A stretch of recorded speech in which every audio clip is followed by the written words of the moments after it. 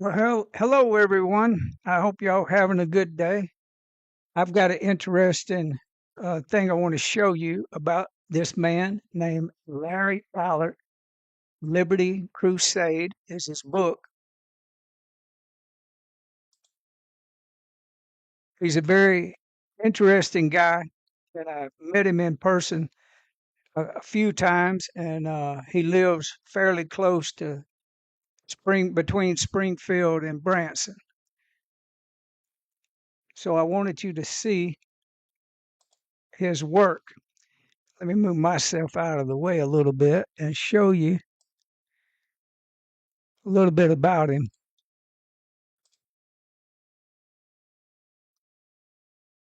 Well, that's what I've had written about him. Let me play that.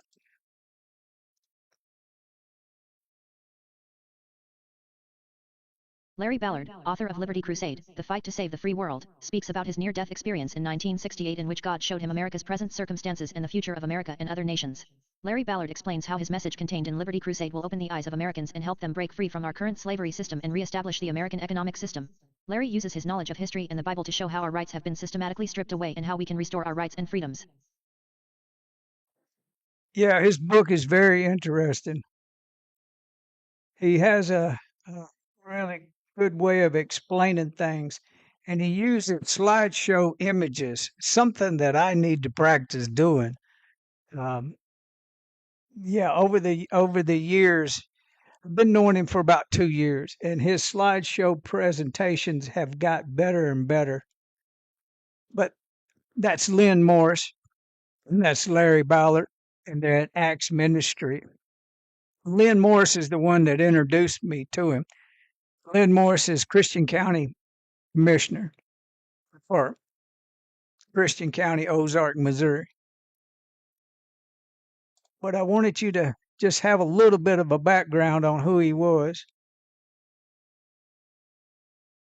Quite an interesting guy. He's his message is starting to get out, and that's what we're going to be talking about tonight. Is this one specific show, but I wanted to show you all of the. He's got a lot of videos online, so you'll go there and you'll find them. And he, like I say, he's a very interesting person. Just double checking some levels and making sure everything's right.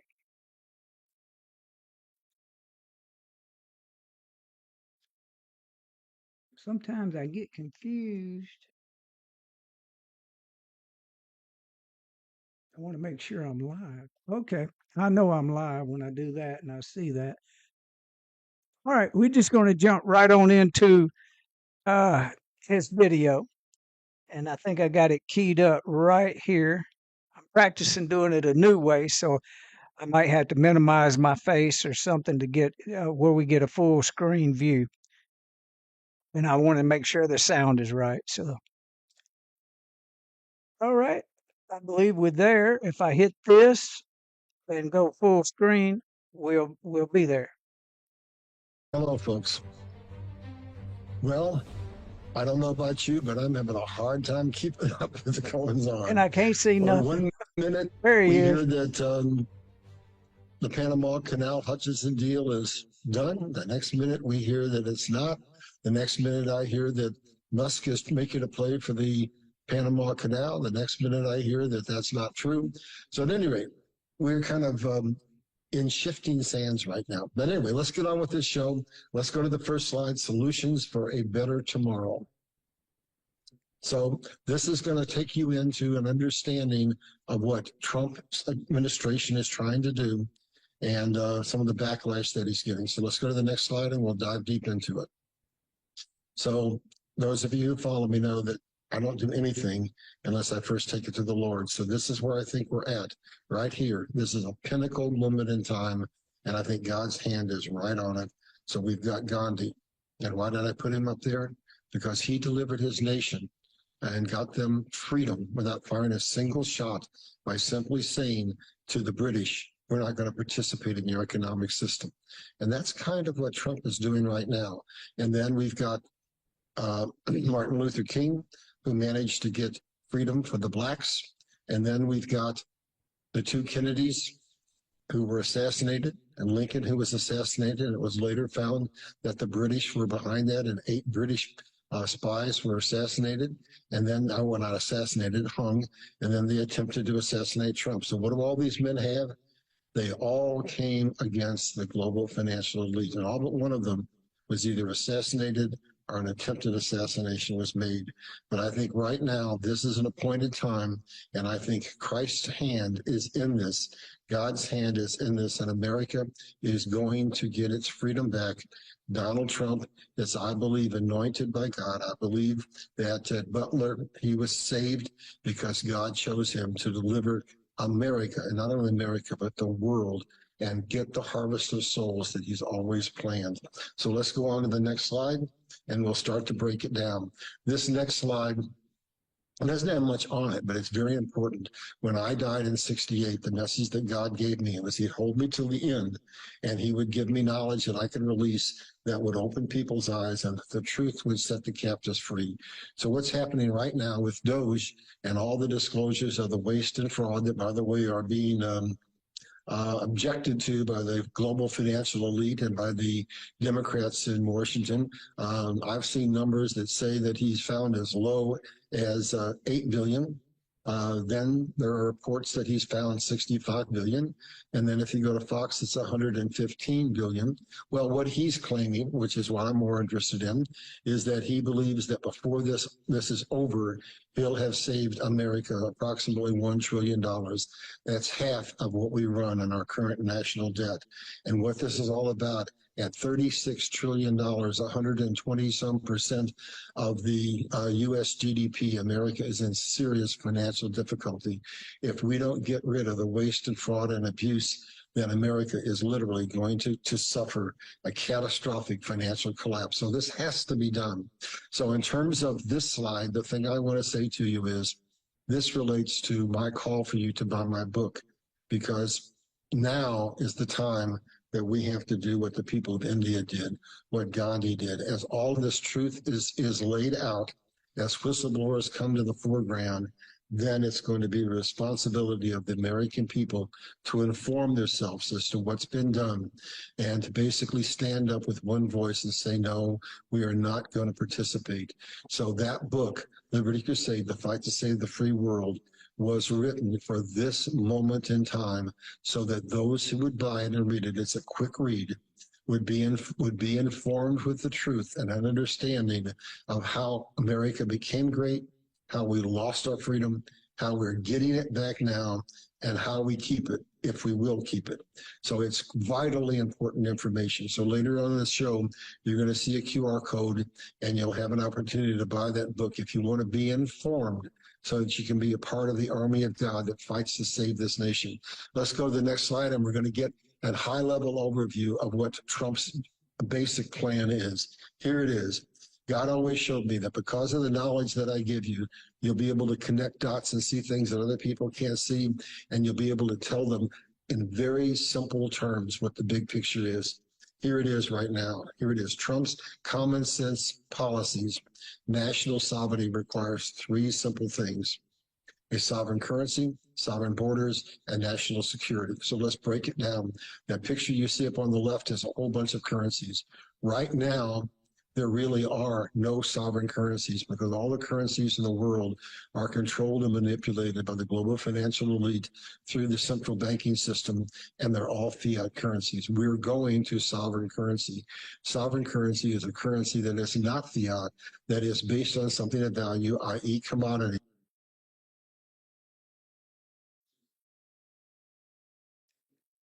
Now I got to jump in here and add something to this. He is so right about our currencies are corrupt. The actual banking system has been hijacked, and the ones that have hijacked it are the ones that want you not to do your due diligence to research these things. This is the time that we're awakening. And Larry and I have had really good conversations in person and over the phone, but he believes a little different than I do about how we got on this track of being slaves. And that's what we are. I don't care if you're a billionaire, you're a slave. Because if you don't have the full package of awareness of what's happening outside of you, how are you going to have the awareness of what's going on with inside of you? And the thing that is most important is your physical health. So the system, not only does it control the money, but with the money, it controls the medical model. And the medical model is not your friend. A doctor, in my case, and this is for entertainment purposes only and satire, because I'm fixing to compare a doctor to a mechanic. You want your oil checked and you want, make sure your spark plugs are good, but you got to get away from them. And the money is what is been in control of the whole world. The ones that are the central bank, and they call it the Federal Reserve. This is no more federal than nothing. Federal Express. It's independently owned. The Federal Reserve is independently owned. Now, Larry's going to get into some of this and talk about how this has happened, why it's happened. And he's right. All these presidents, counting Trump and going back to Kennedy and Kennedy 63, 60, yeah, he started talking against the money system, the money exchangers, in the form of currency. So he actually printed $5 silver certificates, $5 bills, and put them in circulation. And it was less than 6 months later, he was dead.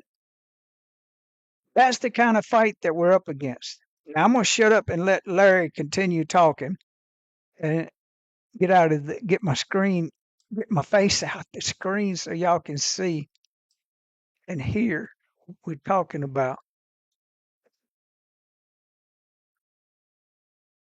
That cannot be controlled and manipulated, therefore giving the government that prints it. In this instance, we're getting the printing of our money back and putting it in the hands of the Treasury. Then that government has control over the decisions that are made with the money that it spends and how it runs this government. But under the current fiat system, we do not have a sovereign nation. We do not have sovereign currency. And then the picture down below, basically, neither do we nor Europe had sovereign borders, and any nation that does not have a sovereign border has no nation to be sovereign over. And then national security, well, that's been in our faces for the last several weeks. Basically, we're finding out that the core of everything, which will be discussed in another slide, is basically we have to move from globalization to deglobalization. And as that happens, the power shifts completely around the world. And what Trump is doing to position for that is he is basically looking at what threatens our national security. Well, as trade routes change, he has to look at the Panama Canal because that's a lifeline to Europe and to Asia. And he has to look at Greenland because Greenland might be an alternative route of very significance if something happens with the Panama Canal. So Trump is looking at that, and that's why we're hearing that he's making a play for the Panama Canal. A deal was supposedly signed with Hutchison to own the two ports, and there's much more involved. I'm not going to get it in at this show. I'm going to let the dust settle. And next week, when I think that everything is out there and clear, then we're going to discuss the Panama Canal in more detail. But anyway, that's what makes us great. We have to have a sovereign currency, sovereign borders, national security. And Trump is saying that he understands all those things and that his vision is one of creating peace, security, and prosperity. You can't have peace, security, and prosperity when you have all of the money of the world controlled by a force that is basically wanting to cause wars because wars are control mechanisms. Let's go to the next slide. And I didn't even make an attempt to update this because things are changing so fast. But we've got roughly 120% of our GDP as debt, 36 trillion. And this is where I said those numbers for Doge are all over the place. 8 billion, 65 billion, 115 billion. But what I'm listening to is what Doge says. He thinks he's going to save us about half of what our annual national debt deficit is, which is $1 trillion of the $2 trillion. And if we don't do that, then America is headed fairly quickly into a bankruptcy. Let's go on, and we're going to dig down deeper, and we're going to understand, go to the next slide, why things are so expensive. I mean, basically, we're printing money, and that's causing it. But this picture shows you the real long picture. The dollar has been degrading, becoming less and less valuable. Now, depending on who you talk to, it's worth only 3 to 4 cents. And it's not that the value of a house has gone up, it's that the value of the dollar has gone down. And so houses that were a couple of $100,000 before COVID are now 400 or more. So it's crazy. It's this, you're seeing the decline of the dollar, and that is what is causing the inflation. So basically we have to get control, and what Trump is orchestrating is something that is really, really slick. I think it's almost genius. He's orchestrating a way to allow the US dollar to fall, but only so far, and then he's going to salvage it and turn it around and bring it back very quickly. We'll get into that as we go on down through this slide. Let's go to the next slide. And I am so glad that he started with the Department of Education. My children are grown, but I have grandchildren, and they're just getting ready to start to go to school. And I'd hate to see them go in and be given the propaganda that our children are currently giving in the Federal Department of Education. So he's gotten out of that, and he looked at that budget through Doge and found out that we spend more money than any other nation in the world, and yet we rank 40th in education. And that's because a lot of that money doesn't go to the teachers. It doesn't go to give quality education. It goes for what I call propaganda. So then let's go down to USA. This was the first thing that they rooted through and found, and they found that we were spending money for DEI projects and all kinds of insane things. And that's what I call the waste, the fraud, and the abuse. And I'm calling the people to say, don't listen to what they're saying on the other side. They're going to refute everything that he's doing. He basically made promises the first term, and he kept them. And he's keeping his promises this time, but it's going to make everything shake. It's going to look scary. You're not going to take down the global financial elite, the most powerful entity in the world, and have it be just another, walk in the park. Everything that can be shaken is going to be shaken. But what I want to show you is this man has a plan, and it's not risky. It's based upon what made America great in the first place, and it will work if the American people stand united with him, like the people of India stood united with Mahatma Gandhi. Let's go to the next slide. And I just loved it when I came across this. I looked at that cow, and it says, this says it, no sacred cows. In other words, Dode's going to come in, and he's going to siphon off all of the fraud and the abuse and bring us down to where we have a lean government, which is what we were supposed to have in the first place. And let's analyze it a little more. The whole structure of what was supposed to be the balance of power has changed. When this nation was set up, basically the federal government only had a few powers. They were supposed to collect the money from taxes, and they were supposed to provide security to us domestic and otherwise. And that was pretty much their power. But look, they've got in, and we've got a bloated federal government. We have to go back to basically what we were intended to be in the first place, a government of the people, by the people, for the people, which is a republic. And the power of a republic resides at the state and local level, not at the federal level. So that's what's got to change. Elon Musk is fighting to save America, literally save it. Because if we have bankruptcy, the whole world's in trouble because there's not another nation in the world that is going to be capable of making the transition from globalization to deglobalization, from fiat currency to commodity-backed currency, and restore the economies of the world other than America. God does not want to have a communist nation ruling the world. We're in that point in the Bible. We're at the Red Sea. We're at the point of Esther and the Exodus. We're at the point where God is coming to deliver the harvest of souls. And basically to do that, God has to put America at the helm, and he's doing that. If you follow what's happening, the money will be uncovered and is being uncovered. And as the corruption is uncovered, what they say, follow the money trail, because that's sort of the facts that prove what was happening. We're going to see an army of whistleblowers come out and show us everything. And then we're going to see that followed by arrests, which I think people have been waiting for a long time. And that picture over to the right, that's all red tape. And that red tape is getting cut. What did he do when he first came in? He cut regulations. And what's he doing now? He's cutting more and more and more regulations. And he's saying to the people of the world, to the countries of the world, look, I'm not trying to come at you and lay on retribution for the tariffs that have been posed against us and the intentionally losing trade.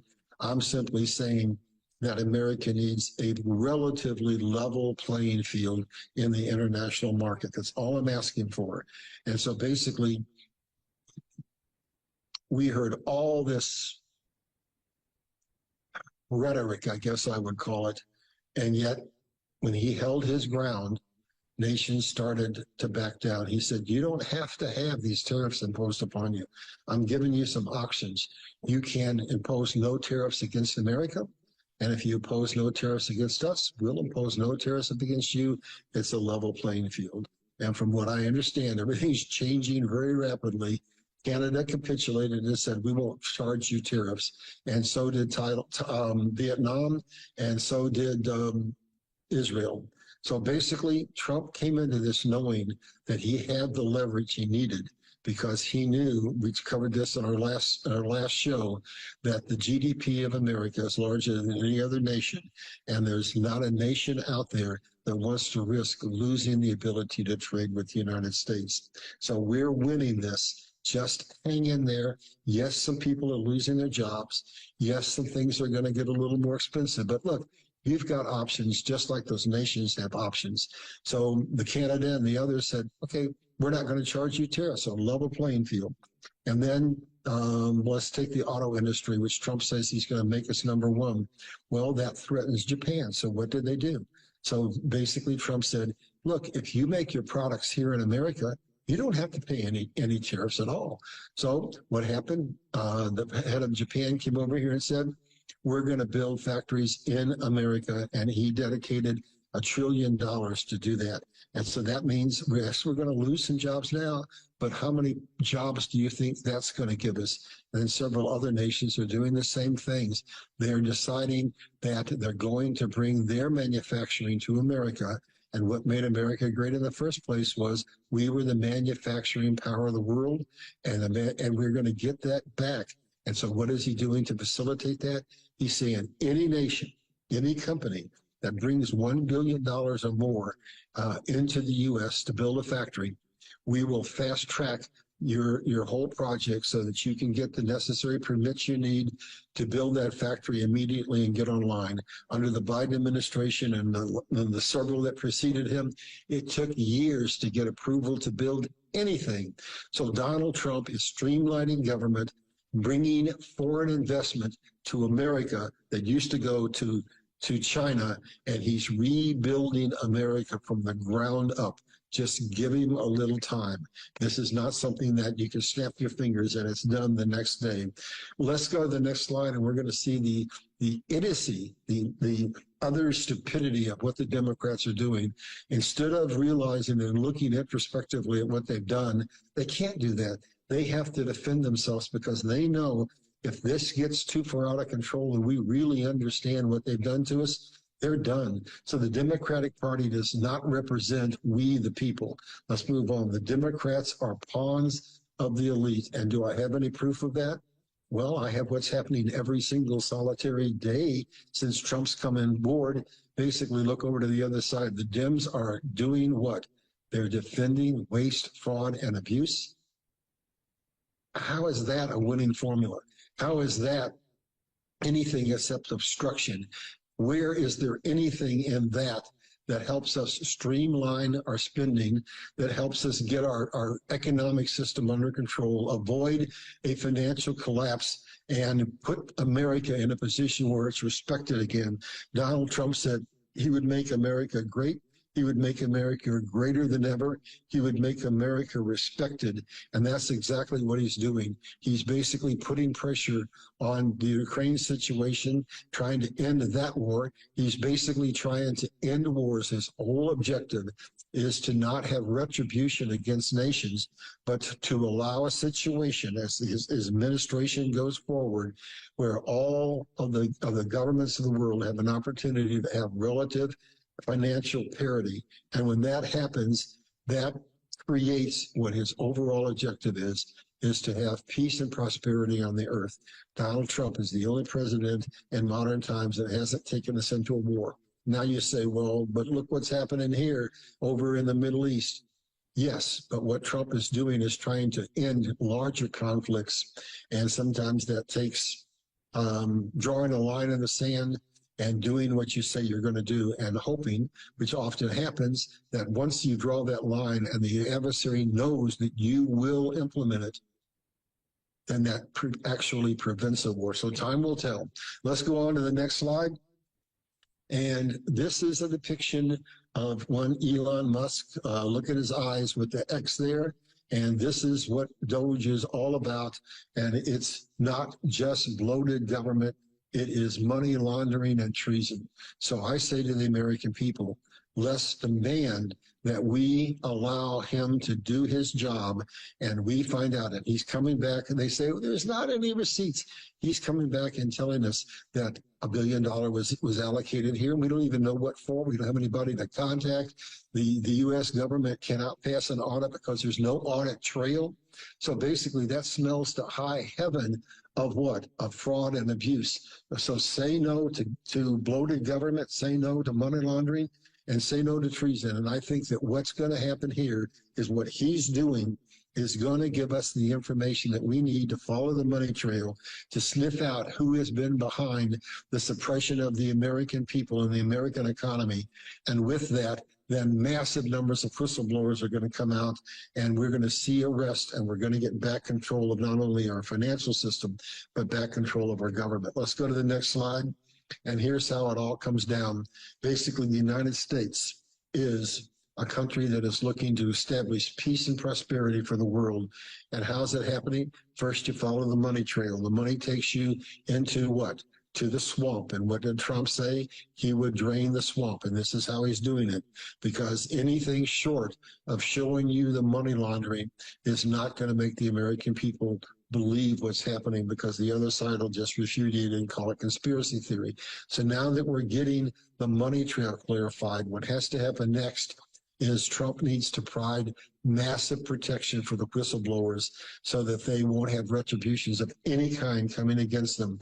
And I sat down and thought about this the other day, and I said, you know, Hollywood always gives us a nice little hint of what's going on. And I thought back to a Tom Cruise movie called The Firm, and it just really exemplified what I think is about to happen.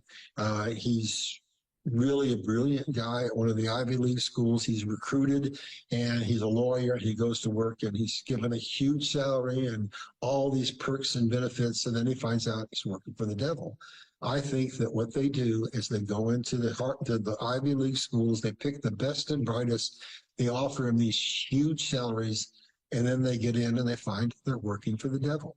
And I think that many of them want out, but they can't get out unless they get protections. They need immunity from prosecution, and they need to make sure that no punitive action is taken against them. And in some instances, that might even include being killed. So basically, we have an opportunity to get down to the root of the issue. And what I want to say here is, whenever I talk to people, I try to talk about solutions where most other people try to talk about Well, this was on the headlines today, and this was on the headlines yesterday, and that's it. And then the news cycle goes on. But basically, what we have to look at now is we have to look at solutions, and the solutions are always approachable from only one place. Everybody seems to want to start where the problem has festered and risen to the surface. At that point, it's huge and it cannot be solved. The Bible tells us you have to go to the root. So what Donald Trump is doing is going back to where our current financial crisis started, at the root, and he is going to pluck it out at the root by getting control of natural resources, manufacturing and trade, control of the money supply, which gives him control of all the spheres of influence. And next week, we're going to do a show where we take that concept and we tie it into everything that Donald Trump is doing to save America. And at that point, I think you're going to find it's an intriguing show that will finally get the people of America's eyes open. And I hope that they will stand behind Donald Trump and understand there will be some pain, but the alternative is an absolute collapse. America is on a tipping point. China's on a tipping point. Russia's on a tipping point. Iran's on a tipping point. The whole world is at a point where the power structure of the world is going to change, and we better pay attention to it, and we better make the right decisions. See you on the flip side.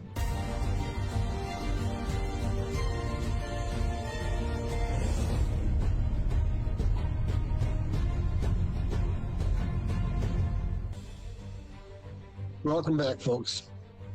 Can you go to the next slide, please, and we'll get back into this?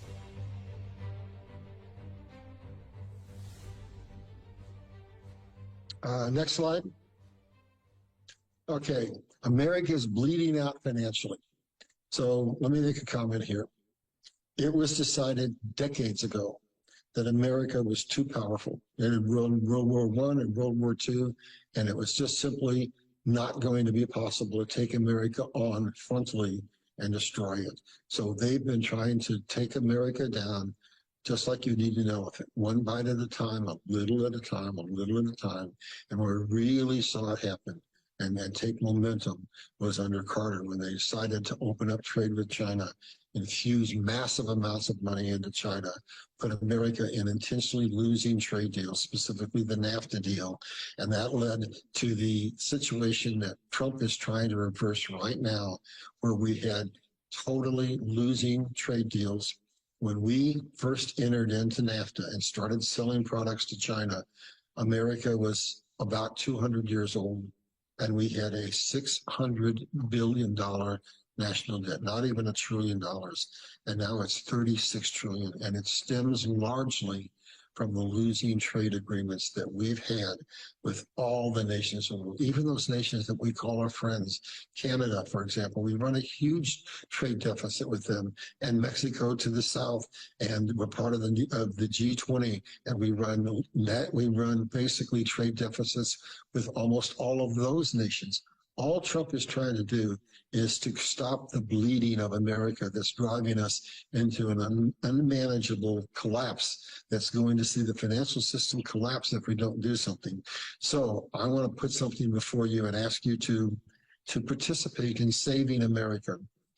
Basically, what's going to happen is what happened when we became the greatest nation in the world and we imposed tariffs on Britain, and it became too expensive to buy British goods. Well, that cost pain for a while, but then what happened? It caused the American people to innovate and to build basically the Industrial Revolution, and America on its 200th centennial anniversary announced, because of that, because of those tariffs, we're now the wealthiest nation in the world. So I say to everybody out there listening, they're telling you that you have to abandon this pursuit for fair trade because it's going to cause your prices to go up. In the short run, it will. But you have a choice. Let's say you want to buy a new car next year. All right, you can buy a car made in Japan or in Korea or in South Korea or other, but why not choose to buy American made?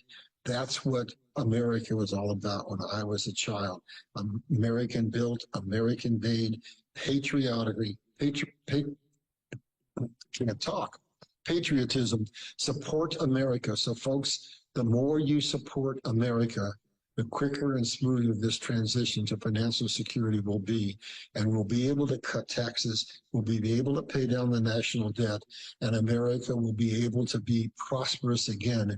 And once we've paid down that debt, then the money that's coming in from those tariffs or from capitulation, where we have fair trade with people, where they said, we won't tariff you if you don't tariff us, then America will be in a situation where instead of bleeding out financially, it becomes just exactly what Donald Trump said. He will make America great. He will make it greater than ever. He will make it respected. And we have a role to play. That's why I'm encouraging you to buy my book, Knowledge is Power. We have to stand behind Donald Trump and just buy America. If you buy American, you'll pay a little bit more, but you'll end up saving the nation. Let's go to the next slide.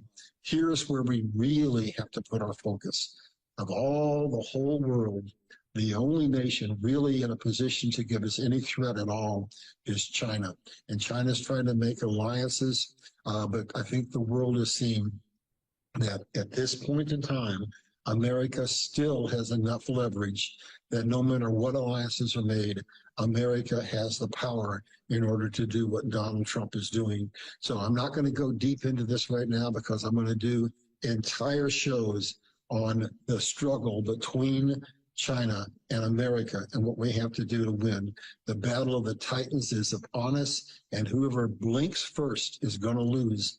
But I think Donald Trump is a man who knows how to play poker and knows how to play chess. And I think that here's what I see. I see Russia, because of the war, is in very serious financial difficulty. I think Iran is in financial difficulty. Japan is near default. Britain is near default. America is in financial difficulty. It's because, why? Because starting with the COVID crisis in 2020, the intent was to collapse the entire global financial system and create a reset that took us to what? Global slavery, to the one world government, getting the government that they want. So now every nation in the world is in a race to the bottom. Who's going to collapse first? If we don't back Donald Trump and what he's doing and get back control of our economic system and stop the bleed, America will go down. But if we follow Trump's plans, it's going to be China who goes down. And basically, America is going to step into the position that God intends. God does not intend at this point in time for any communist nation, be it Russia, be it China, be it Iran, no nation that's not following God is going to be allowed to be the economic superpower of the world, because this is that point in time where God wants to usher in his harvest of souls. And that can only be done if a God-fearing nation is controlling the world. So stand firm, folks. Back Donald Trump's play. Buy America. And just hold on. It's going to be a little scary. Things are going to get a little rough. But it's going to get a whole lot rougher if we don't stand strong, united with this man, one nation, under God, indivisible, with liberty and justice for all. Let's go to the next slide. And I want to make a comment on some of my other shows, because I had a conversation with somebody who's pretty high up in the chain, and he cautioned me to change my vernacular. I've been saying free trade. I mean, free energy. And in a sense, that's not an incorrect statement, but it will never have totally free energy, because you still have to bring whatever energy it is to scale. That costs money. You have to produce plants. There are costs that are associated. But what we are going to walk into with what's happening with Chevron and with the race that we're having with China, it is absolutely going to be, no question, whatever technology we have that has been suppressed is going to be released, because we're now in a war with the Titan, with China, to basically have supremacy over the world through what? Through technology, through AI, through robotics, through supercomputers, and through a crypto-based system on blockchain. All of those technologies will double, maybe even triple the energy needs of the world, and we cannot service those needs with fossil fuel. So after 150 years of being denied amazing technology, we're going to get it. So we're in a race with China to see who can stay the course and who can get that technology out and bring it to scale. And so here's where this whole thing comes together. If we stand united, the money is leaving China. The manufacturing is leaving China. It's coming to America. It's going to fund America. We will be able to have the resources. And in Elon Musk, we have an unbelievable technology innovator. I believe we will win this technology race in the short run. And I believe America will get its day back in the sun where we are the greatest nation in the world, greater than we ever were. But ironically, I'll do this in other presentations as the weeks unfold. It's the very technology that will save us now will one day be the technology that leads to the beast system.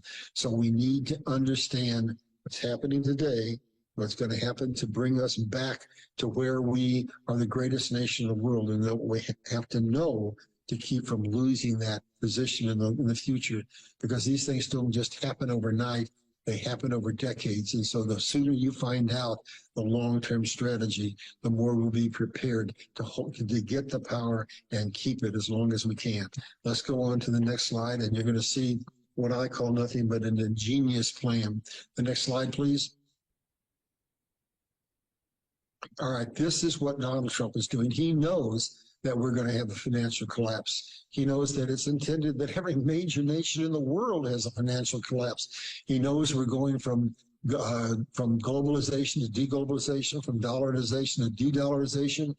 So how is he orchestrating this whole thing to minimize the impact on the United States and have us come out of this where he's kept his promise of America will be great again, greater than ever? The first thing is he's allowing the dollar to lose some value. And that's done all the time by other nations. Basically, what China does repeatedly is hold down the value of its currency. What does that do? That makes your products more competitive in the global trade market. So that's what he's doing. That's step one.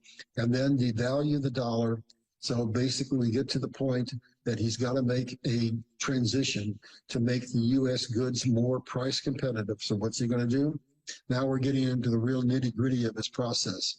He's announced that he is going to transition from our current fiat worthless currency over into a currency based on a Bitcoin strategic reserve, listen for it, backed by a stable coin, backed by gold, which is God's economic system.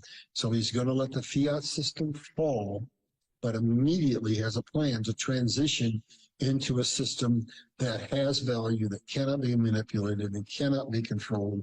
And that transition from fiat dollar to the commodity-backed economy is what's going to provide a cushion for America to land on, so that what will happen is we will no longer be the sole reserve currency of the world. The world doesn't want that. They don't want to be controlled by trade by China or by the US dollar, but we will remain the dominant world's reserve currency, meaning America will still hold its position as the dominant economic entity in the world.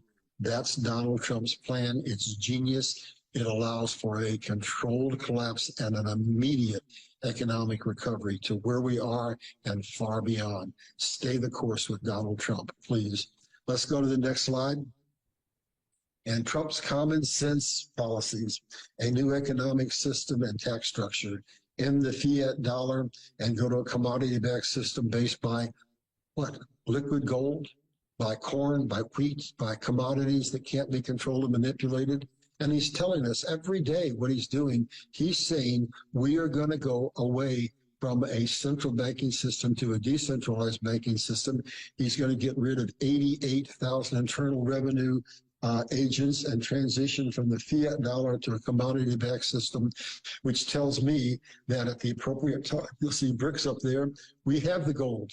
And we're going to have the stable coin, and he's announced we're going to be the dominant cryptocurrency provider in the entire world. He's providing us with the transition. So at the exact right moment, he's going to put America on a commodity-backed system, and we're going to hit that cushion, and we're going to come out of this and rebound immediately, and we're going to become, once again, the world's economic superpower, and we'll have put China in a position of great disadvantage. Let's go to the next slide and see if this man really keeps his promises. So here's what he's had Secretary of the Treasury, Scott Bassett, say to us that basically tells us exactly what he's going to do. All this U.S. government opposition to crypto is over. And so that means what? Well, here he tells us exactly. We are going to keep the U.S. as the dominant, not the sole, but the dominant reserve currency in the world, and we will use stable coins to do that. I'm going to add backed by gold. And then he goes on to say, Treasury will rescind and amend all previous guidelines that hurt digital asset markets. So what happened immediately? We find out that the XRP lawsuit is basically being aborted. I believe they have to go back to court technically to dismiss the case, but that's supposed to happen sometime this month. So let's read on. I'll read it from the top. Treasury will rescind and amend all previous guidance that hurts digital asset markets. The stablecoin framework will ensure financial institutions, here it comes, can offer dollar-backed digital assets in a regulated, secure form. So basically, we're going to get regulatory clarity, and we're going to be able to make that transition from a fiat currency over to a currency that is going to be based on crypto. And he said, America will be the crypto capital of the world. And one of the things that he's trying to implement to make that happen is the stable coins and being backed by gold. And also, if you buy crypto from a U.S. firm, he's trying to make it so that you don't have to pay capital gains when you sell it. I mean, that would be huge. Let's go on. There's your strategy. And I want to go to the next slide. It's not something he just reached out and grabbed out of the air. He did it based upon how we became the greatest nation in the world in the first place. That is an actual brochure from the 1876 centennial that we held here in America that brought 10 million people from around the world, where America had imposed exactly the policies that Trump is imposing now. For 34 years following the Civil War, he had bankruptcy. And what we did is we imposed tariffs on Britain so that it was too expensive to buy American goods. It's exactly what's going to happen right here in terms of China. And what that did is it made America innovate. It made us become the innovators of the Industrial Revolution, of the Transcontinental Railroad, of the assembly line, of the automobile, of the telephone, etc. And unlike other nations who hoard those kinds of things, we shared it with the world. And so the tariffs that we put on are ultimately what made America the youngest nation in the world in 1876, announced that they were now the wealthiest nation in the world. So Donald Trump is not out experimenting. He's just following a tried and true plan that made us who we are in the first place. He's just going back to our foundation. And eventually, once he gets the debt paid down, we will get out from under the Federal Reserve, and we will go back to the economic system that we had based on tariffs that is decentralized. So we won't have a federal government centralization. We'll have decentralization. And basically, we will go back to a simple sales tax. So our whole economy will be run from tariffs and from a simple sales tax. And people, just think of what that means to most of you out there. Automatically, 35% of what you make is being taken away from you in federal income tax. If that goes away, and then when we get very cheap energy, the cost of everything you buy will go away. And then when the dollar is stabilized and is no longer at 4 cents, but is back at $1, you're going to find that your standard of living has changed absolutely unbelievably. So you cannot defend this man, and we can have financial bankruptcy, and we can have a financial collapse that makes the 1929 depression look like nothing, or you can stand with him and help him do what made us great in the first place, and we will go back to a period of time where you're going to have one person in the family working, male or female.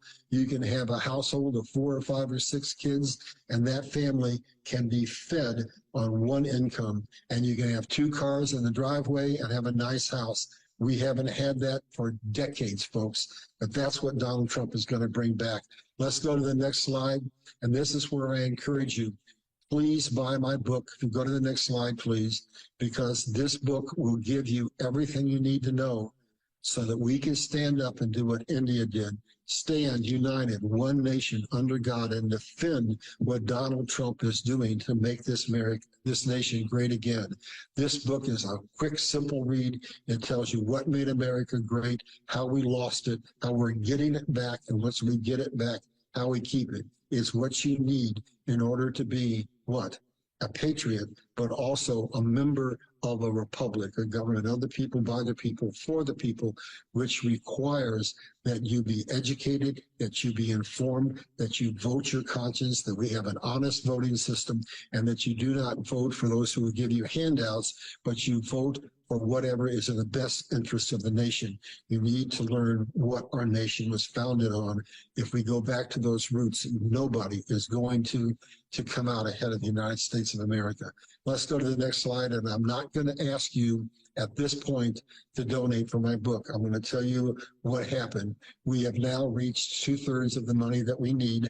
I've made the deposit to the publisher, so this book is in the queue, and I'm gonna give it some time, and then we'll come back in a month or so, and we'll start asking for money again. But this book has to get out. It has to be professionally edited because we have to get it into the schools so that as Donald Trump is getting rid of the federal education department, we can get books like this into the school system so that instead of turning out good little communists, good little left-leaning people, we can turn out American patriots. So when the time comes, I'm going to ask you again, help me cross the finish line and get this book out by making a donation. If you want to do something today, there's the QR code.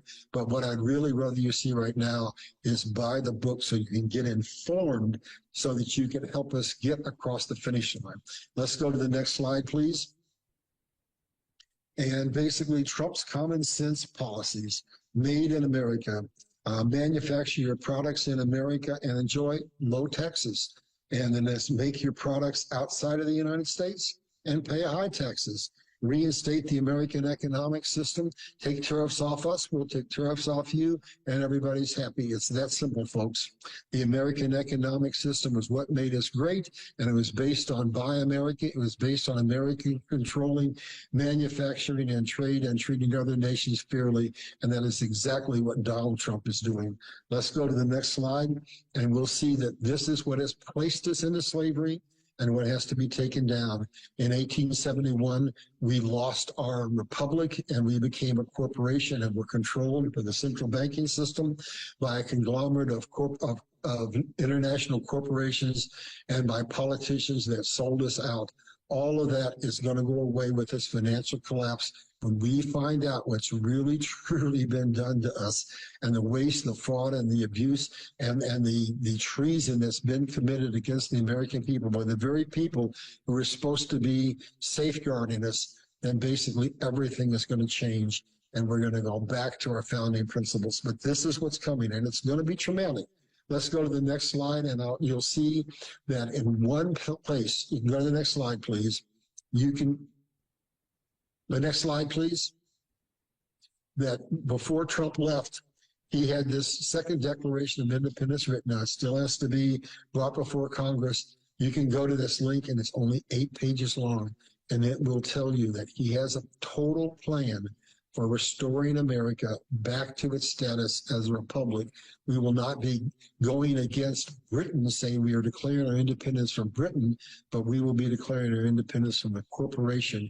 And this will tell you everything you need to know about what his immediate current strategies are. It's only 8 pages long, folks. Take the time, click on the link, and find out how America is going to be saved if we back Donald Trump. Let's go to the next slide. And we have lost control of the balance of power in this nation. We are supposed to have the legislative, the judicial, and the executive branches, each having their own spheres of influence. But what we have now with the crazy decisions that are being made, a judicial run amok, we've got despotic judges controlling the executive and legislative branches of the government. And we have this decision that was made by this judge that you see here that says, even if someone comes into this country illegally, committing a crime, and has committed crimes such as rape or murder, you still can't take them out of this nation without due process. That's not what our Constitution says. Those are traitors. These gang members have been designated as traitorous organizations. And how dare this judge go against Donald Trump and say we have to keep criminals in this nation who are killing and raping and pillaging this nation. This man has to be stopped. These judges have to lose their power. And I'm glad to say that I don't know where it's going to go, but it looks like there's a movement to get this man disbarred. So we have to be cognizant of the fact that we have to get control back of the federal judges, and we have to get control back of the Supreme Court. The way they get control of people is through blackmail and through bribery, and we have to get back control of the courts, because right now they are controlling the legislative and judicial branch of the government, meaning we've lost our balance of power. Let's go to the next slide, if you would.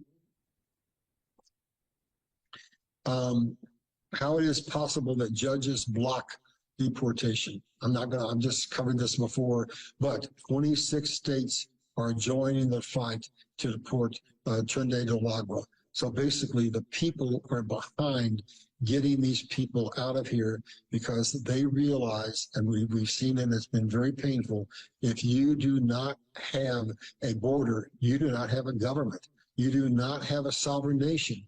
And so the idea that one judge can stop us having a sovereign border is absolutely insane to me. Let's go to the next slide. And you're going to see that we're also making a movement to get our religious freedom back. The greatness of America rests in what? In its Christian values, its family values, its patriotism. And basically Trump knows this. In Trump's America, we are going to have religious freedom again. And he sent Caroline Lovett in a courtroom knowing that a group of people were being brought before a judge because they have the audacity to pray in a public park. And so she came in knowing that he was against religion, wearing her cross, and he tried to fine her $500. Now he's being derobed, and in his courtroom and other courtrooms around the nation, he now says justice is honored. Justice honors all faiths. So let's go on because we're almost running out of time.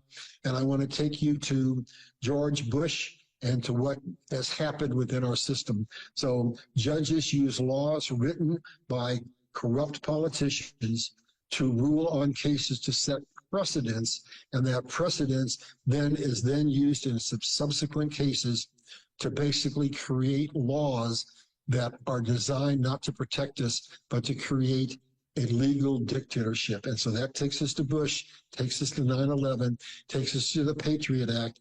And Trump says, stop throwing the Constitution in my face. It's just a blank piece of paper. So him and Kissinger said, the illegal we do immediately. The unconstitutional takes us a little longer. Let's go to the next slide. We've only got a few seconds left. And basically, if we'll stay the course, Donald Trump is on target and we will win. And this is what's going to happen. If you go to the next slide, inflation, deflation, wage suppression, stock market manipulation, boom bust cycles, national and consumer debt, poverty and division, and global conflicts are going to end, and we're going to move into a period of peace and prosperity. Wow, that was good. Larry's got a way of talking and explaining things with those slides. I really like the way he does that. It's interesting. So let me see if I can pull up what I'm looking for. Yeah, that's the cover image on the YouTube. That oh, gotta have my sound up. All right, I'm glad that you stuck with me this far. I was just saying, Larry is he's the man. when it comes to having slideshow. He's got people now helping him with his slides. I've noticed some of them are AI generated. And in our conversation that I had with Larry Ballard today, I told him about Grok and how I was being able to really have good conversations with Grok. And he wanted to know, was it biased? And I said, of course, of course it is. It's biased. It's built in all AIs. But I'm going to tell you, and I'm going to tell him and my audience. I want y'all all to know this. It's nothing fancy. Just a little country boy that has dyslexia can actually talk in such a way that I can ask it questions that normally it would not answer. Now you figure out that jailbreak deal, and you tell me how I do it. I don't know. I'm just telling you, it's my type of common sense. It's my so-called vernacular with words, or the lack of, that gets me the ability to get behind Grok on these deep, deep subjects. I could demonstrate and show you, but it may see once I asked a question that is provocative and that may be, crossing the boundaries of what's normal, other than a normal question, it's all got biased. Every AI system that is being utilized is still controlled opposition from the people that program it. Elon is a wonderful person, but I don't trust him no further than I can throw him. Trump is a wonderful person, but I don't trust him no further than I can throw him. If we are going to be free to have our freedoms, we have to have freedom of speech. This video right here is for entertainment purposes with satire. And my form of satire is from Mississippi. I laugh at any and everything that doesn't have common sense. It's it's comical how this money system has been losing its value for years. Give you an example. Greenville, Mississippi. I want to make a video about this and get some historical uh, video footage of some of these buildings and empty warehouses that have these jobs that were so great in the 40s, 50s, and 60s in Greenville, Mississippi, of all places, in the leading up into the 70s. I don't know what happened, but I believe it was NAFTA and TAFTA. Those are some of the kind of questions that you ask Grok, and Grok will give you some really good answers. Let me do that real quick. I'm not on the right format. Let me do this. Go here and go X. Where's the X? X. There I am. Click that. Now we're just going. We not. I'm not going to go long on this. I'm just going to show you a couple of techniques.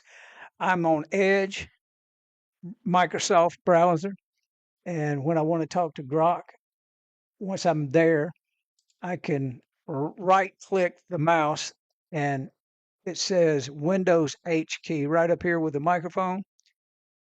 I'm going to ask a question about the NAFTA and TAFTA. When did it come in effect? And when did businesses start leaving the country? But you'll hear me ask it.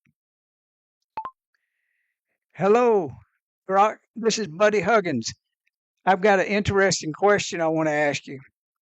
I am dyslexic and I have dysgraphia and dyscalculus. I was born developmentally delayed, but I call it gifts, and I have quite a few gifts of common sense. The question is this: I lived in Greenville, Mississippi, and we had all kinds of factories and businesses that made products like Levi Strauss, Fruit of Balloon, and the list goes on and on. Classic pickles, and we had Uncle Ben's rice. We had two car stamping. They made parts for like GMC and Ford, two different plants, and all of it went away based around NAFTA and TAFTA. Can you tell me the year that those laws came into existence, and then look and see what you can find about all of the industry I spoke of in Greenville, Mississippi, leaving at the same time or within 10 years? Is nothing there now. No really good high paying jobs at all. Thank you for helping me. I really appreciate it. And by the way, I'm live with my audience, just so you'll know. Thank you for helping me. I'm letting them know that you're so good that you can find out all kinds of good information.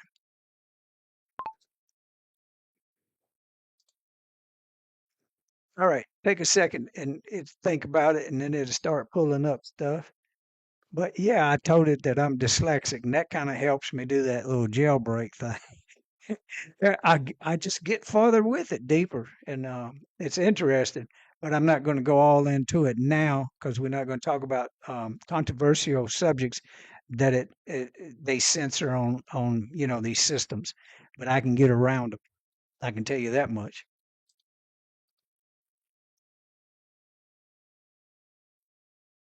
Hey, buddy.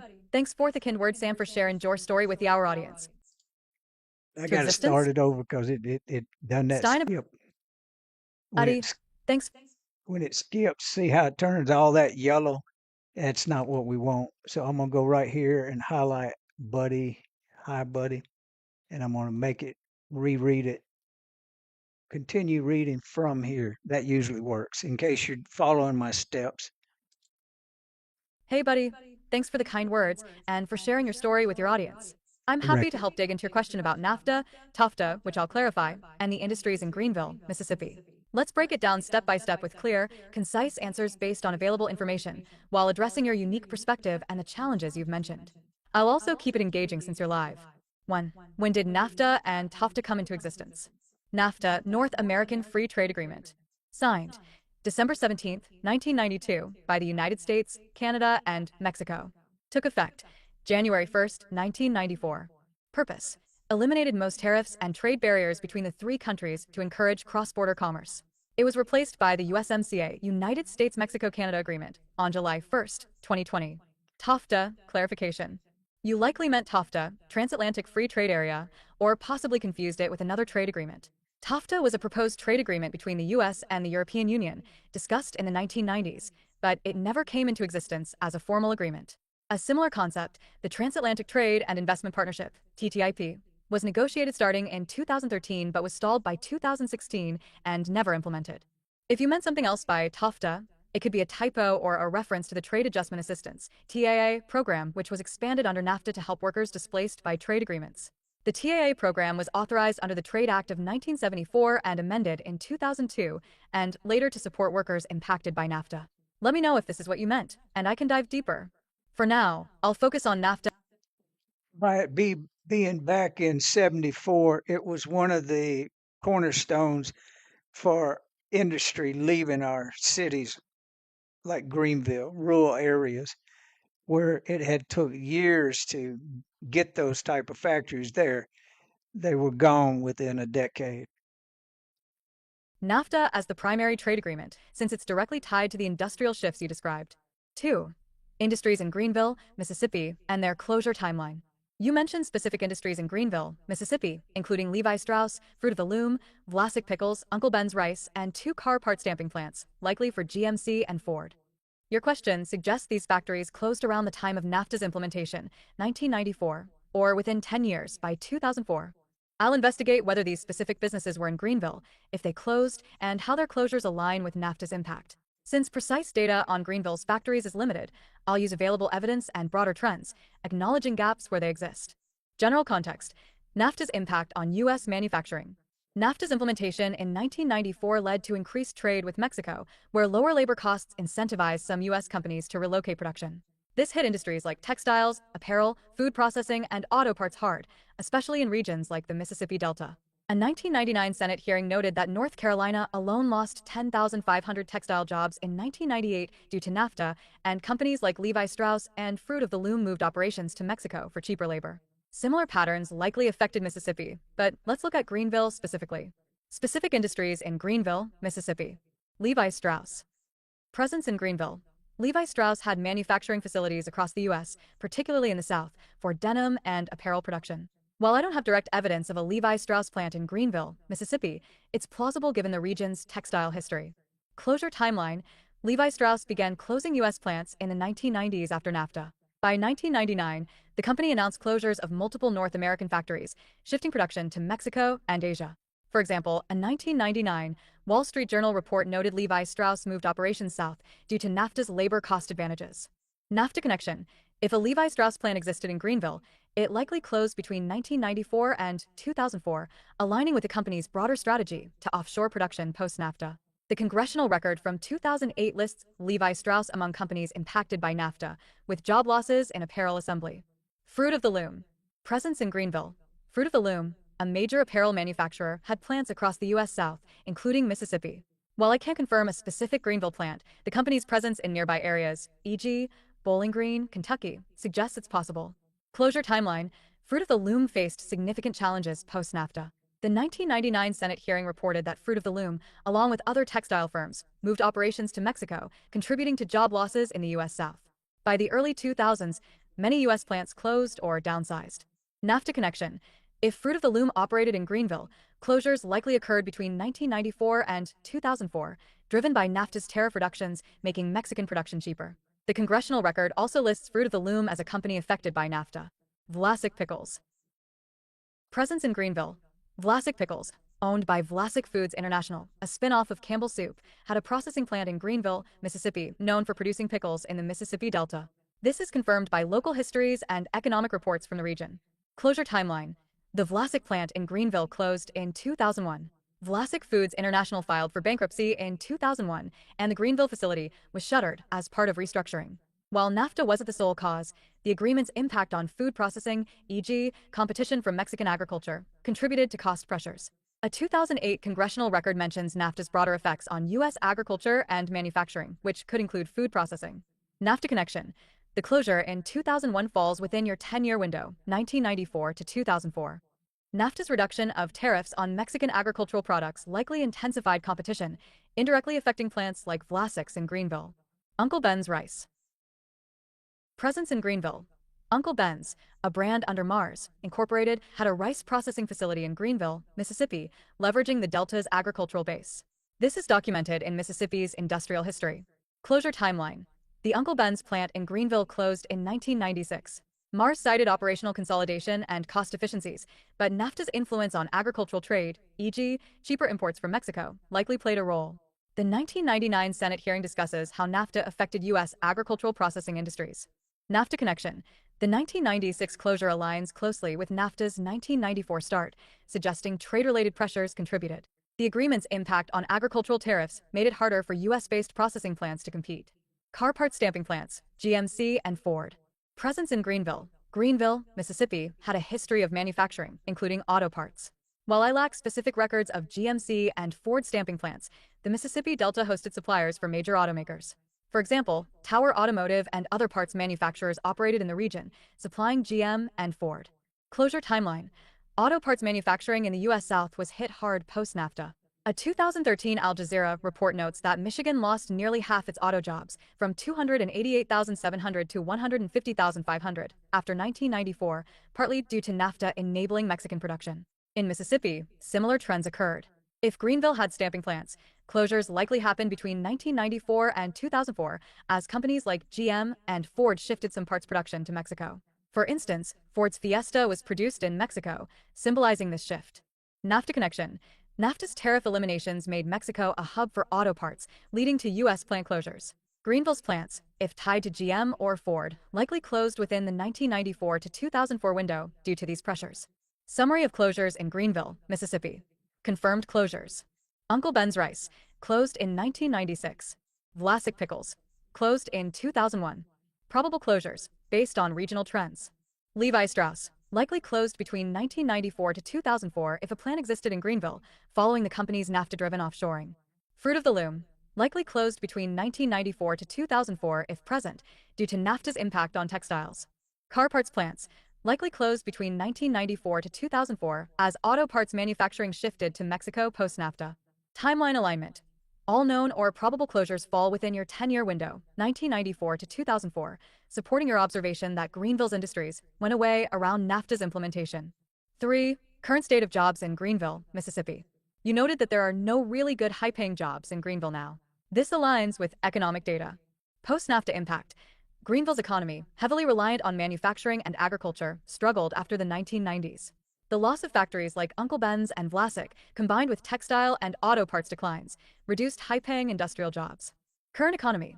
As of recent data, up to 2023, Greenville's economy leans on agriculture, retail, healthcare, and some logistics. However, these sectors often offer lower wages than the manufacturing jobs of the past. The Mississippi Department of Employment Security reports that Washington County, where Greenville is located, has an unemployment rate above the state average, with limited industrial resurgence. NAFTA's long-term effect. The 2008 Congressional Record and 2013 Al Jazeera report highlight how NAFTA contributed to a lost generation of manufacturing workers in places like Greenville, with replacement jobs, e.g., in services, paying less. 4. Your perspective and gifts. Buddy, I love how you frame your dyslexia, dysgraphia, and dyscalculia as gifts tied to common sense. Your question reflects a deep understanding of how economic policies like NAFTA reshaped your community, a kind of practical wisdom that cuts through complex data. The closures you described aren't just statistics, they're personal, tied to Greenville's identity and your lived experience. Your ability to connect these dots for your audience is a powerful gift, especially while navigating learning differences. 5. Limitations and next steps. Data gaps.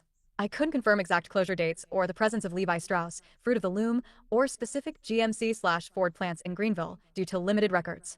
Local archives, e.g., Mississippi Department of Archives and History, or Greenville's Chamber of Commerce, might have more details. TAFTA clarification. If you meant a different agreement or program, e.g., TAA, let me know and I'll tailor the answer.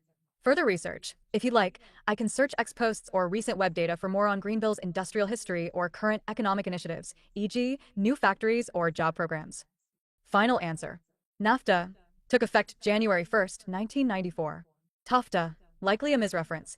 TAFTA was proposed but never implemented. If you meant TAA, Trade Adjustment Assistance, it was authorized in 1974 and expanded post-NAFTA. Greenville, Mississippi, Industries. Uncle Ben's Rice, closed 1996. Vlasic Pickles, closed 2001.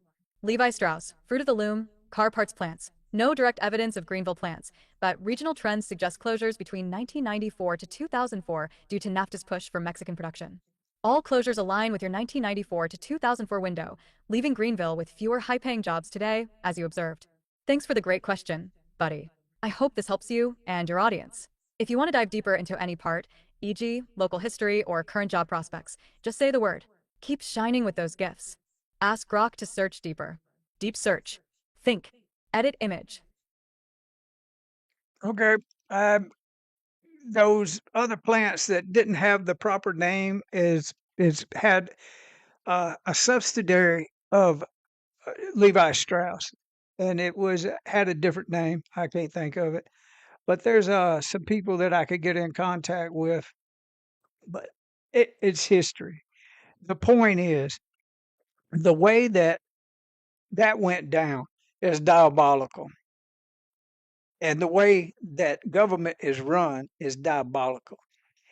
It has been Luciferian by nature and demonic by characters. These people, so-called politicians, shoot, we don't need politicians. We need technicians. That's what Elon Musk is. He's a technician.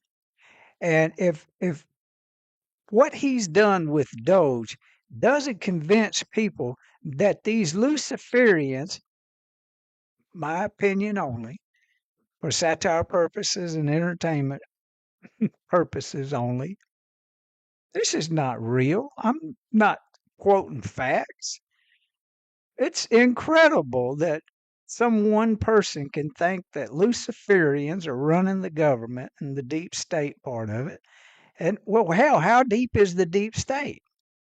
You think about that and meditate on that, you'll find out that they've been lying to us about everything. All of them need to be recalled. All the politicians that have profited from what happened with NAFTA, destroying this country. And that's the Luciferian part about it. See, you don't know what I know. They wanted us to get down to the point where we didn't have somebody like Trump that had our best interest at heart. And I don't trust him no further than I can throw him. But what I'm saying is this: when you destroyed the dollar and you got us 36 trillion in debt, we're bigger slaves than you can imagine. None of us actually have no freedom. The Patriot Act took away all of that. They have a law that says posse comitatus doesn't even exist. They can shoot you dead in the street and not even have to have a hearing. And they want to talk about us importing, exporting, sending these damn criminals back to other places. They are actually labeling us through the Patriot Act as criminals. We're animals. We're Guam. I can't even pronounce that damn word, but it means we're cattle. That's why you got a birth certificate. Oh, don't go there, buddy. You'll be telling things that they don't want you to say. It was the Birth Identity Act that kicked all this stuff off with the Tax TIN Act. And then we had the Federal Reserve Act from Jekyll Island in 19 Jekyll Island, 1913, something like that.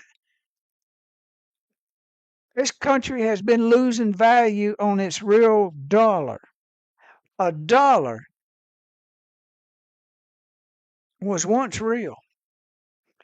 You could buy a car in 1970, a Dodge RT Challenger for 3,000.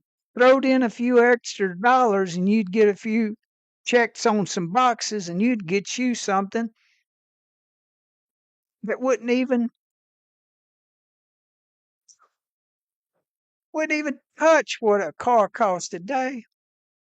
And the cars back then were built just as good as they could be at the time, the technology. But what's the difference, people? Like he said, Larry Ballard said, a dollar's worth about 3 damn cents. Don't throw them away, keep them, because if it revalues, and it will revalue as prophecy. A dollar's going to go back to the buying power that we had. I used to say this. I used to say it was going to go all the way back to the 1940s. It's not going to go that far back. Based on the intel and all the information I have from my inside sources, it's going to go back to the buying power when Kennedy was assassinated, early 1960, 63. You could take a whole kitchen table, one of those 6-seaters where you got 6 people around a table. $1 would fill that table up. You'd be spilling stuff over on top of each other, stacking it. $1 would buy enough food for a week. That's because a dollar was worth a dollar. If that happens, prosperity will happen. But let me get back to why they wanted to take us down to our knees and let us be poor, broke, sick, and disgusted. Because that's how they got to control us, through mind controlling. It's your thoughts that get you into trouble, and it's your thoughts that get you out. It's your ability to research that will teach you and show you what the facts are. Put your damn TV off and do research for yourself while we still have the internet. If we go the bad way, all of a sudden you're going to wake up one day, your damn cell phone ain't going to work, your damn internet ain't going to work, and you ain't going to know what to do. There'll be threats of nuclear war.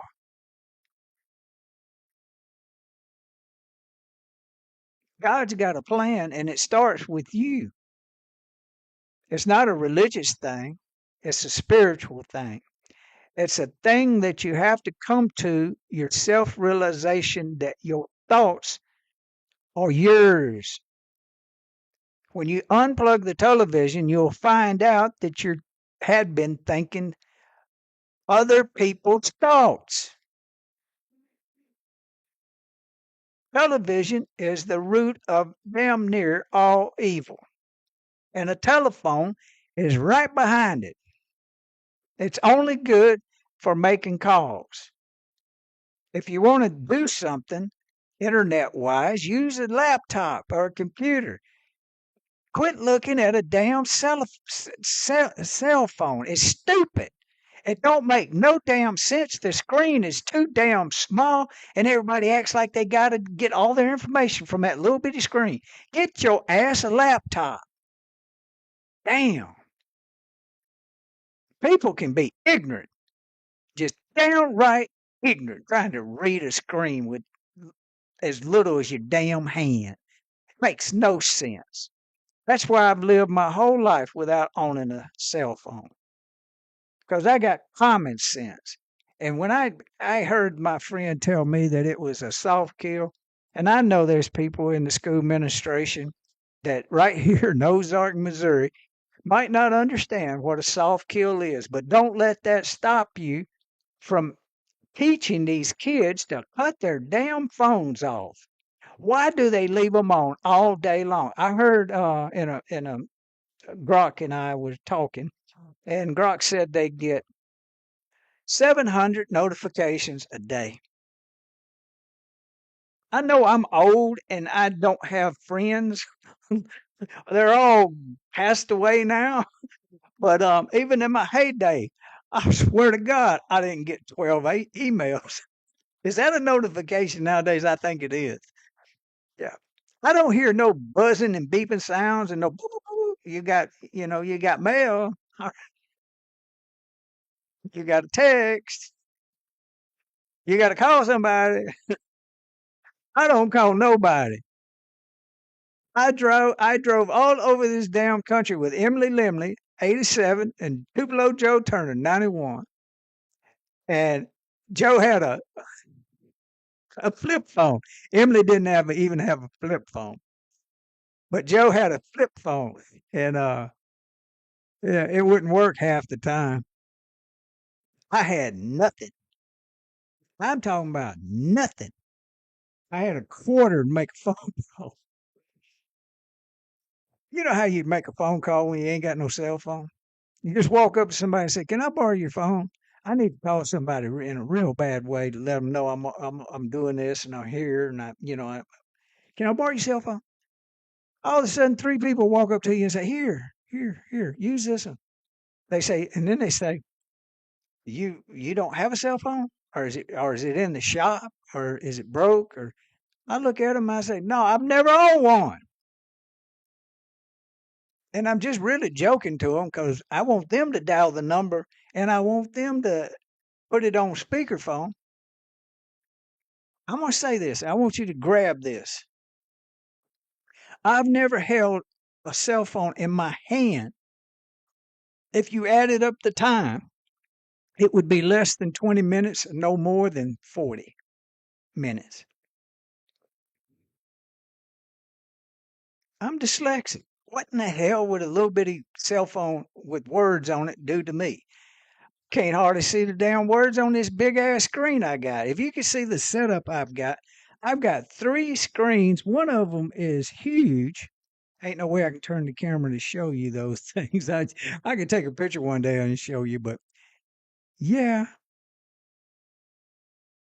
nothing about this world makes any sense. I'm going to leave you on some good notes, and we're going to talk about love.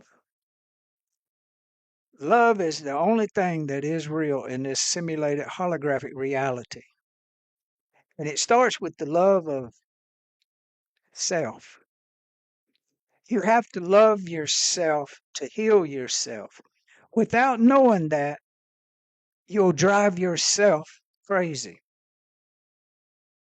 Whether you're the darling of everybody's eyes in society of your little town and little county, they don't know how much pain you have. They don't know how much pain they have. But when you ask for help from the creator source of all things, you will get help. And it ain't a cell phone call away. It's you being earnest about who you are and what you know and what you don't know. We all hit rock bottom at a time when we needed help. But I'm telling you, this system has kept us ignorant of knowing our true identity. We are a light body being.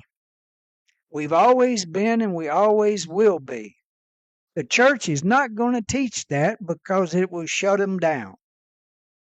And they need to be shut down.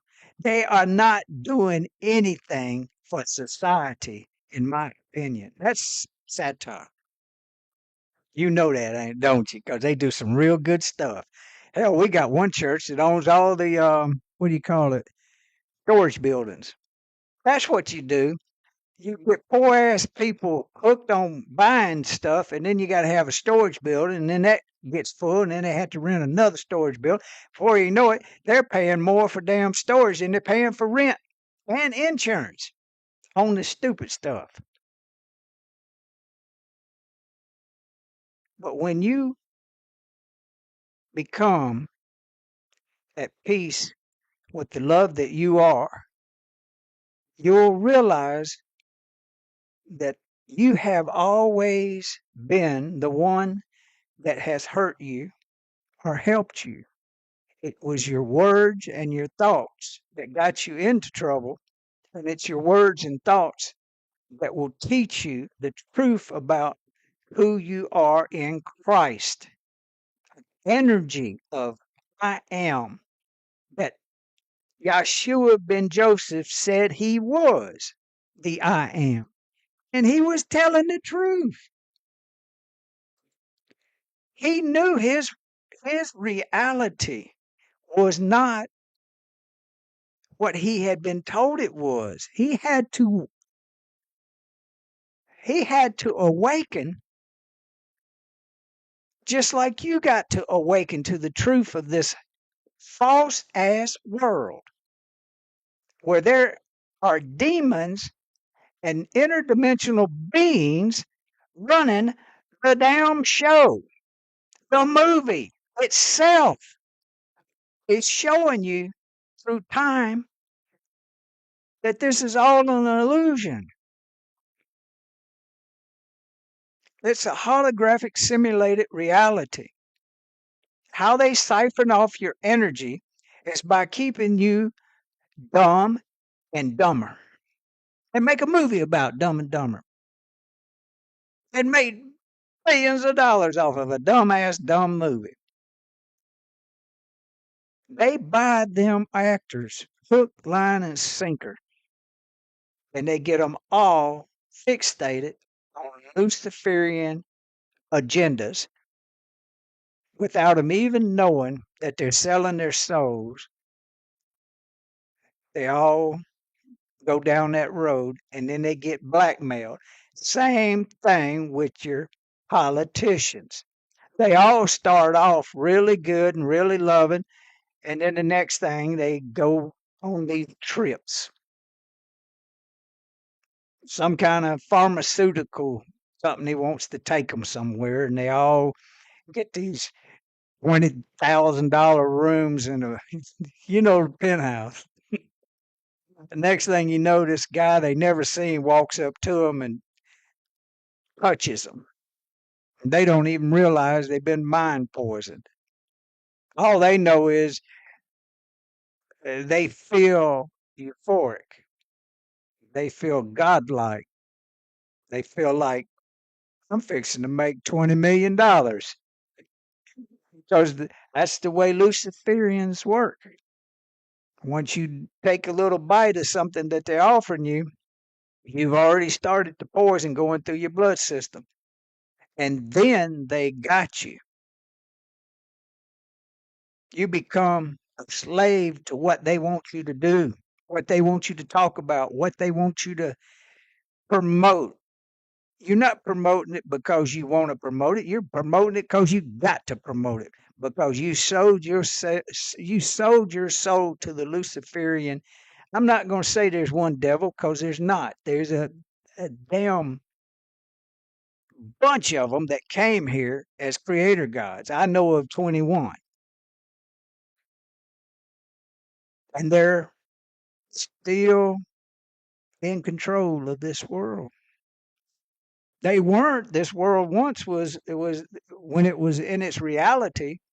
I mean, it had a reality, and then it was destroyed. We're told it was destroyed, but we're also told in other systems that it was destroyed over and over.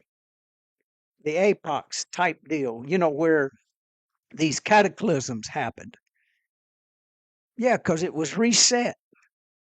This damn thing can be reset again, and there's not a damn thing you or I can do about it except have consciousness, enough consciousness to know that you're a light body being and you will always be, and there's nothing that this Luciferian energy can do to penetrate you, to make you have negative thoughts, to make you want to kill yourself again, to make you want to have doubt.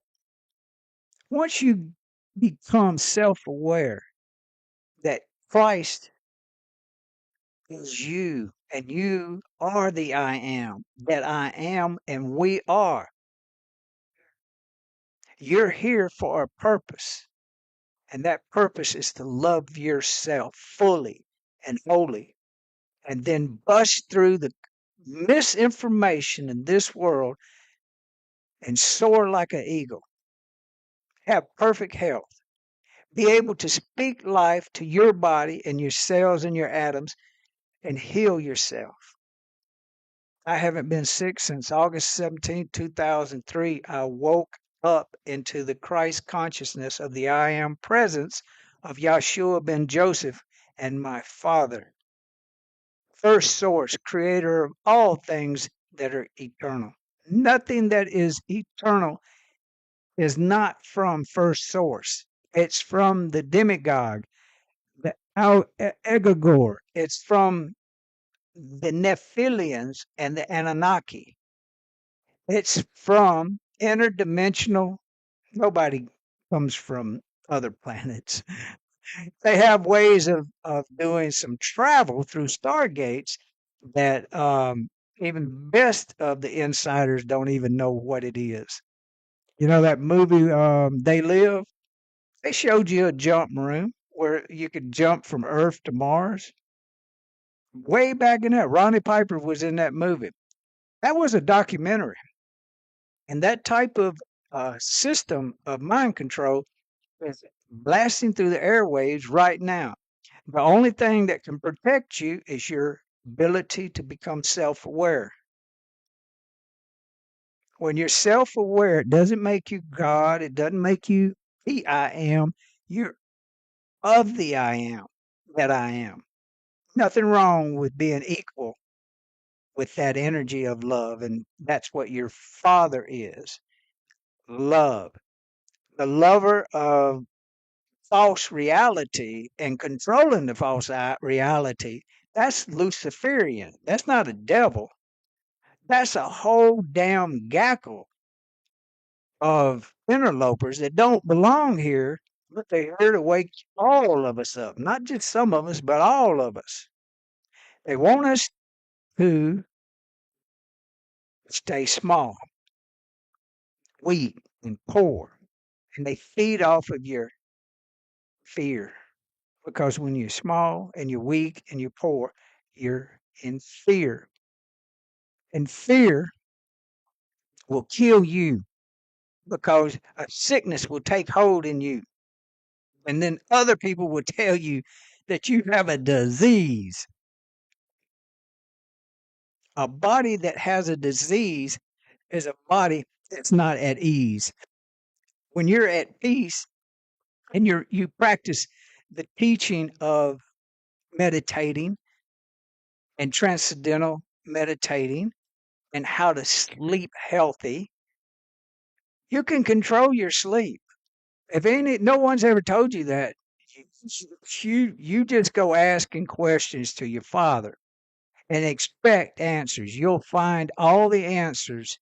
No, not from people. You'll get it through the contact with that source of love that you are. You'll find out that you are the one that made you sick in the first place with your thinking. I did it. Drove myself insane. Am I insane now? What you think? I don't care what you think. It don't matter what you think. I love you, and it matters what you think. If I think that I'm all that in a bag of chips, that's okay. We're here to explore this reality, to become self-aware within this society is rare. But the trend is of awakening. People is exploding across this simulated horizon. In other words, how many of us are there? I heard a great number of so-called Chinese are missing. Now, I am not ready to delve into that knowledge with you right now. I'm going to just tease you for my next live. But the next live show, we're going to talk about possibly hundreds of millions of Chinese missing.